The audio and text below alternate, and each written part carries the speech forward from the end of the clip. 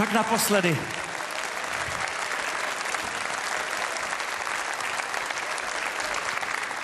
Geniální, zázračná, úžasná, I love you.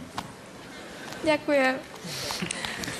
Aby to bylo vyrovnané, jenom promiň, řeknu, že tady Patricia má tvar SMSky T mezera 10, protože soutěžila jako 10. číslo jí zůstává T mezera 10 na 906 06 13. Pokud chcete, aby Patricie porazila Fenku Casey.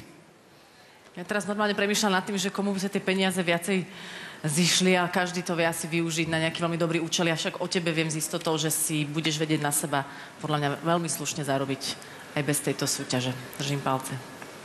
Ďakujem pekne. Palo. Je veľká škoda, že tu dostáva peniaze len ten, kto to vyhrá. Je veľká škoda, že ani druhý, ani tretí, ani deviatý. Skrátka, my sme už v pohode.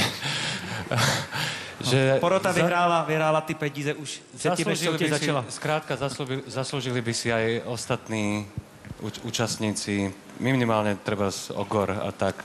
To je jedno. Patricia, ja len hovorím to, čo budeš počuť veľakrát v živote. Bravo. Ďakujem. Yes, v rychlosti. Kdyby bylo na mě... Já zatím odnesu mikrofon tady. Kdyby bylo na mě, tak já myslím, že už by si pomalu měla začít trénovat podpisový vzor do banky. Jestli mi jako rozumíte. A já bych poprosil, jestli by to šlo nějak urychlit, já už chci vědět, kdo vyhraje, jestli by to šlo nějak urychlit. Jdeme na to. Patricie, pojď ke mně. Ďakujem. Patricia Janečková a poprosím sem logicky i Alenu a Casey.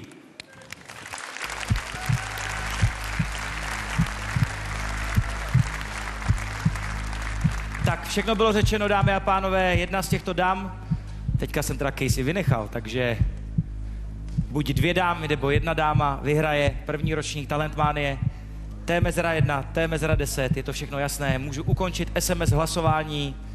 3, 2, tentokrát definitivně 1, teď. A ještě předtím, než se úplně naposledy podíváme na to, jak někoho vyhlásím, poprosím dneska mimochodem úplně poprvé naše odborníky na kurzové sázení. Takže máme tady Jiřího Černocha ze Saskatipu, kterého naposledy zdravím dneska úplně poprvé. Dobrý večer. A taky Martina Panáka z Nike. Pánové, jak se vám to líbilo dneska? Príjemný dobrý večer prajeme. A poprvé a naposledy bolo to úžasné, tak ako celá táto show a myslím si, že aj za Jirku hovorím, keď poďakujeme, že sme mohli byť toho priamou súčasťou. A rovnako veľkou podstou je pre nás povedať svoj tip na záver. Ja som rád, že za predchádzajúce večery, keď som hovoril, že zvieratka a detičky veľmi bodujú, tak sa obidvaja zástupcovia dostali sem. Dnes večer si myslím, že nakoniec sa bude tešiť Patricia. Já přidám ještě svůj tip. Já jsem původně chtěl jít do opozice od kolegy, nicméně teď po volbách byla moderní koalice v různých městech, takže já jdu s kolegou do koalice a taky se přikloním na stranu Patricie Janečkové.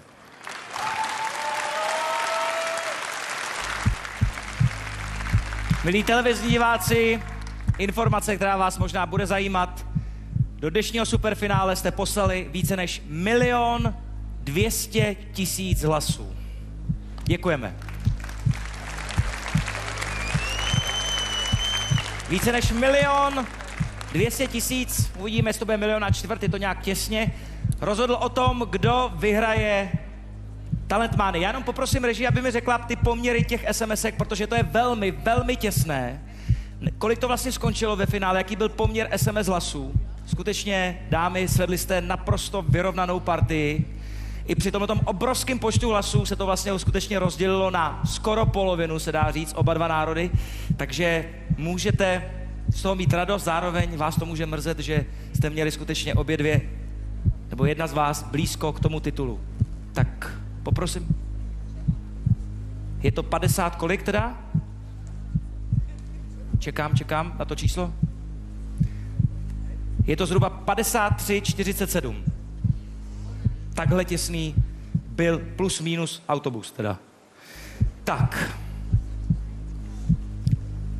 150 000 eur vyhrává. A první vítězkou Talentmánie se stává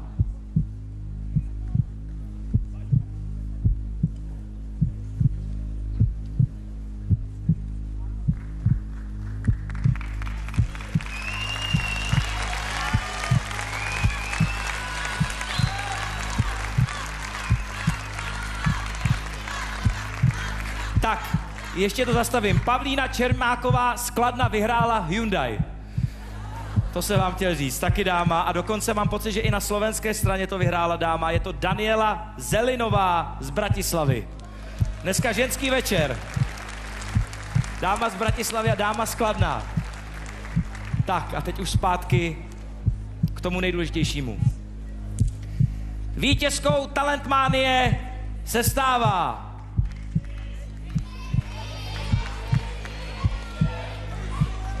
velmi těsným poměrem Patricia Janečková.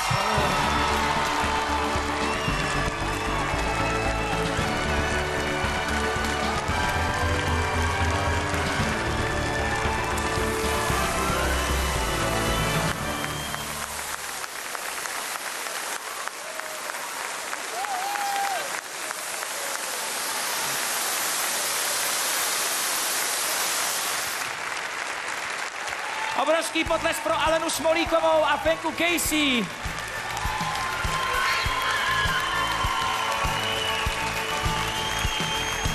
A já už poprosím právě teď Petra Dvorského, který přináší šek na 150 000 eur pro šampionku Talentmánie Patrici Janečkovou.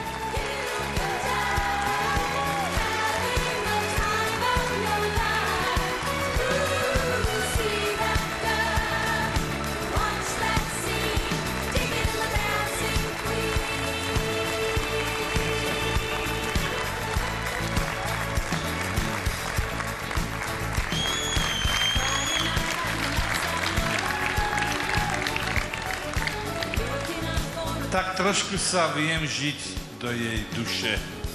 Keď som bol malý, mladý a ja som súťažil, ale nie na takejto veľkolepej súťaži.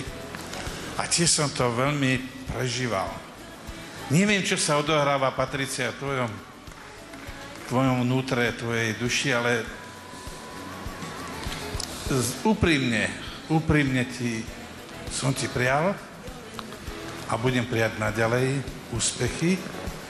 Zo srdca blahoželám, pretože v tvojom hlase je veľký vkus, inteligencia, čisté srdce a čistý hlas. A keď budeš na tomto budovať, fakt sa stane z teba veľká speváčka. Ale chcel by som povedať,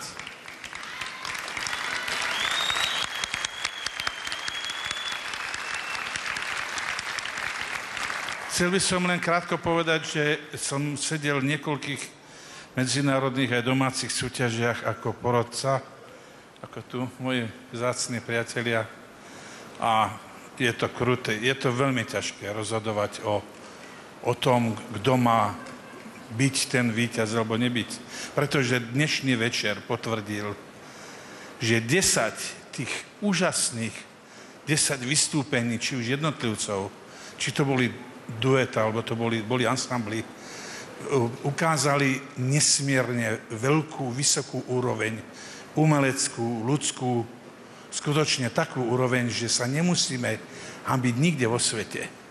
To bolo niečo, pre mňa to bol veľký zážitok. Ja ďakujem televízii Markíza a Joj za to, že Peter, čekal jsem, že to dáš. Čo som... Nová, no, pohode. Nová. No viete, oni tu boli predtým, u nás boli Nová. Prepačte, Nová, Markiza Nová. Tohle by dokázal jenom Chuck Norris. Nie, tam je iná súťaž, viem. Prepačte. Berem naspäť. Ale zase máme nový titulky, díky. Super. Za to, že... Peto, já ti taky děkuju a dáme slovo výherkyni, jo? Patricia Janečková.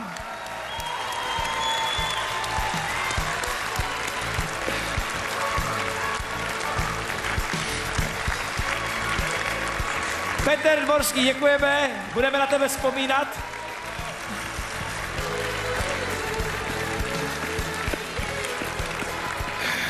A děkujeme i slovenský televizi. Tak povídej.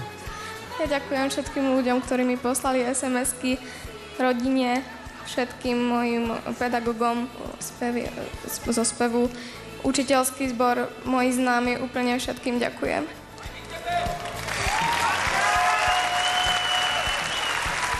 Já děkuju porotě, byli jste úžasní. Hezký večer, dobrou noc. Patricia Janečková, šampionka Talentmánie.